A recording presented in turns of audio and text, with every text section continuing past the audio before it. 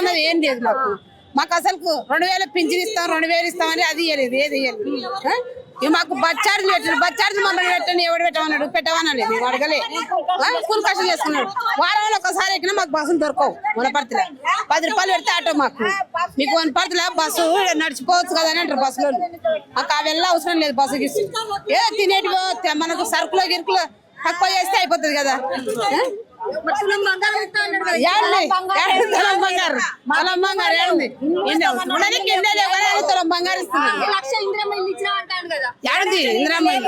ఇందిరమ్మ గెలిచినప్పుడు వాళ్ళ కాంగ్రెస్ చిన్నారెడ్డి గెలిచినప్పుడు మాకు చిన్నారెడ్డిని అడిగితే ఉన్నోళ్ళకు మా ఊర్లే పల్లె మాది మెట్టిపల్లె వనపర్తిలో 6వ వార్డు మెట్టిపల్లె ఆ సార్ వచ్చినప్పుడు మాకు చిన్నారెడ్డి సార్ వచ్చినప్పుడు ఊర్లో 3 పల్లెలు ఉంటే 3 పల్లెల్లో 4 ఇండ్లని ఇచ్చిండు ఇచ్చినప్పుడల్లా 4 ఇండ్లు 5 ఇండ్లని ఇచ్చిండు ఈసారి మాత్రం 3 ఏళ్ళే కదా ఒక్కరు కూడా మాకు ఇండే లేవు రాలే మేఘారెడ్డి ఒక్క ఇల్లు ఇవ్వలేదు మాకు ఇంతవరకు ఎందుకు ఇయ్యాడు మాకు బాట లేదు ఏం లేదు ఒక కానాలు వేసారు 3 కానాలు ఆ 3 కానాలు కూలిపోతే ఇంకా మాకు ఏం లేదు నడవడానికి కూడా లేదు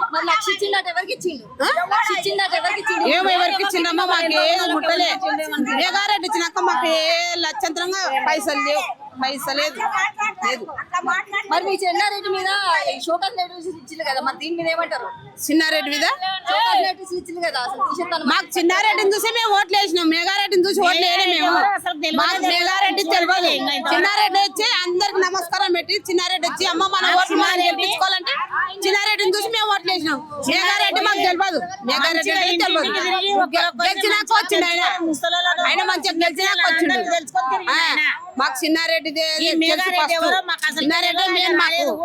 మేఘారెడ్డి తెలియదు మాకు మేఘారెడ్డి ఇప్పుడు గెలిచినాక నేను జై జెండా ఎగరైతే సరిపోదు ఊర్లో పనులు చేపించి చూపియాలి మాకు ఊర్లో పనులు చేపించి ఊర్లో అనుకున్న బాటలు ఇచ్చి నువ్వు అనుకున్న పైసలు ఆడలకు 2000 ఇస్తాను 2000 నీ మాట ఎడదాకింది దానికి మాట్లాడితే అయిపోయా నోరు వారేసుకొని ఏదో పోతా నేను 2 ఏళ్ళు అయితే పోతాను జెండా ఎగరేసిపోతే అయిపోయినా చేసే పనులు చూపియాలి కొత్తగా మాట్లాడకూడదు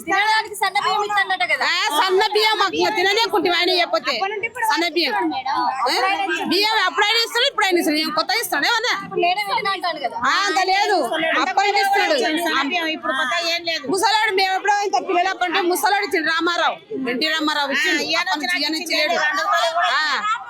ఆయన ఏమి ఇచ్చలేడు రేవంత్ రెడ్డి చేసిన పని ఏం లేదు రేవంత్ రెడ్డి చేసిన పని ఏం లేదు మాకు ఇండ్లు కావాలి బీదలకు బీదలను చూస్తే అసలుకే పట్టించుకోలేదు ఎవరు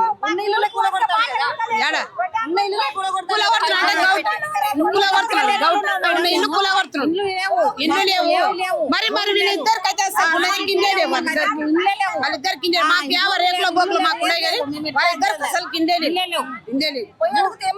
అడిగితే ఎవడో రంగడేవాడో పింగడేవాడో ఆ రెడ్డి నేను చూస్తావా వస్తాయి అంటారు ముందరకు పోతారు చక్కగా మాకు చిన్నారెడ్డి ఉంటే మేము అడుగుతాం అన్ని అడుగుతాం ఒక ఇంట్లో 7 ఓట్లు ఆయన వస్తే అడగాలని వచ్చి ఇంత దూరం రామ్ ఈ మీటింగ్ కంటే మేము ఓట్లు వేసినప్పుడు అడుక్కుంటారు చిన్నారెడ్డి మీటింగ్ అడిగేది సమ్మానం ఇంతవరకు యాద లేదు ఇల్లు లేదు మాకు భూమి లేదు యాద లేదు నాకు 4 ఇళ్ళ ఆడపిల్లలు ఒక ఎట్లా మళ్ళీ మేము బతికేది ఎవరు మా ఇళ్ళనే ఉండే చూసి మనవులు వస్తారు కదా మేడం ఎవరు మాకు ఏది ఆధారం ఏం లేదు మీకు తప్పకుండా ఇస్తాం చేతులు ఇంతవరకు యాద లేదు మళ్ళీ ఎట్లా మేడం మేము బతికేది సోకాస్ నోటీసులు ఇచ్చిన కాబట్టి సోకాస్ నోటీసులు వెనక్కి తీసుకోవాలి ఎందుకు ఇచ్చిన సోకాస్ నోటీసులు దాదాపు 45 సంవత్సరాలు 48 సంవత్సరాలు రాజకీయ చరిత్ర గల చిన్నారెడ్డి గారు ఇప్పటి వరకు ఎక్కడైనా అవినీతి ఉందా ఒకసారి ఒక ఎమ్మెల్యే గెలిచిందంటేనే అది అవినీతి చేసిండు ఇది చేసి కుంభకోణాలు చేసిరు అవి చేసిరు ఇవి చేసిరు అని చెప్పి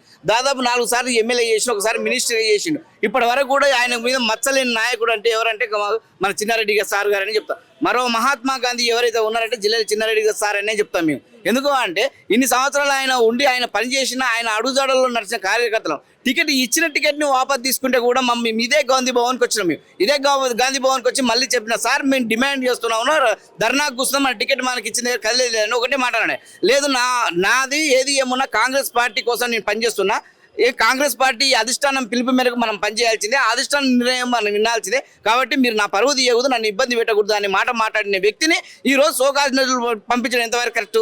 అటువంటి చేసి ఆ రోజు చేయాలి ఆయన, ఆ రోజు మీరు మాట్లాడాల్సింది. ఇప్పటి వరకు దాదాపు 2.5 సంవత్సరాలు 3 సంవత్సరాలు కావస్తుంది. ఇప్పటి వరకు సోకాజ్ నోటీసులు ఇప్పుడు పంపిస్తే ఉపయోగం ఏంది? ఎందుకు పంపించాల్సి వచ్చింది? అంత ఆయన నీతి నిజాయితీ గురించి మీకు తెలియదా?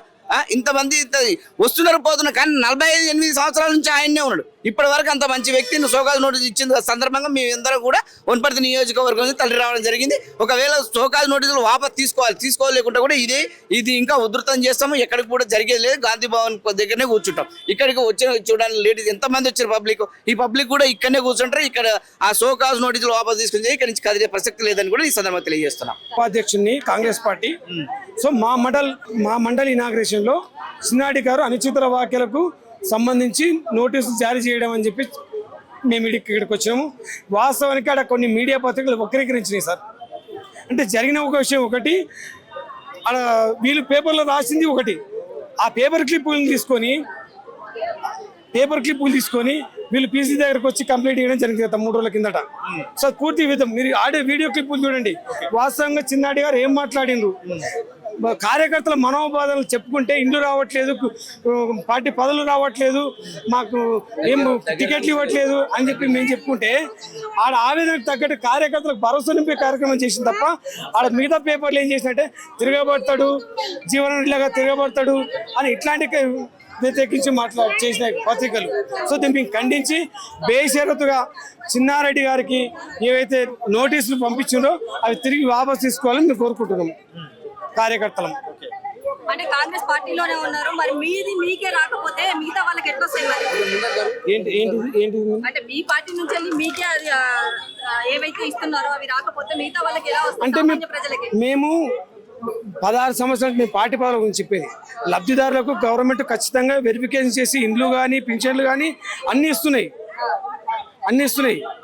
ప్రజలకు కాదు, కార్యకర్తలకు పార్టీ పదవులు ఉంటాయి కదా మేడం, ఇప్పుడు అధ్యక్ష పదవులు, ఉపాధ్యక్షులు, అవి ఇవి అట్లాంటివి అసలైన సీనియర్ నాయకులకు ఇస్తలేరు.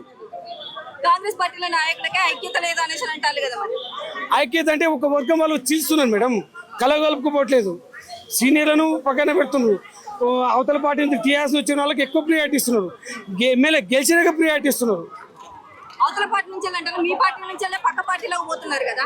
లేదు మేడం, మా నియోజకవర్గంలో చూడండి, అవతల పార్టీ నుంచి 70% ఇక్కడ వచ్చింది. మా పార్టీ నుంచి ఒక్కరుగా పోలేదు. మీరు ఏమైనా క్లిప్పింగ్లు తెచ్చుకొని చూడండి, పోలేదు.